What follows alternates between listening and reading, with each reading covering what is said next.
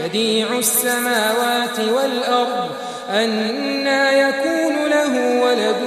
ولم تكن له صاحبة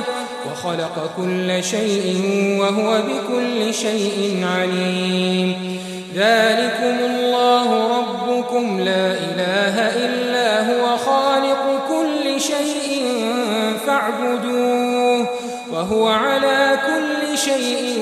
وكيل لا تدركه الأبصار وهو يدرك الأبصار وهو اللطيف الخبير قد جاءكم بصائر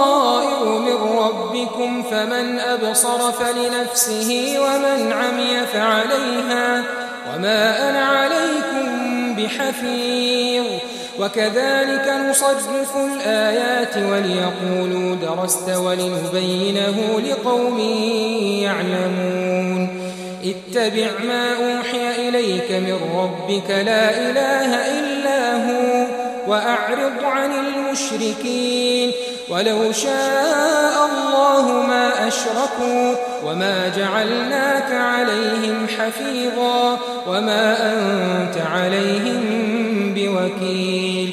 ولا تسبوا الذين يدعون من دون الله فيسبوا الله عدوا بغير علم كذلك زينا لكل أمة عملهم ثم إلى ربهم مرجعهم فينبئهم بما كانوا يعملون وأقسموا بالله جهد أيمانهم لئن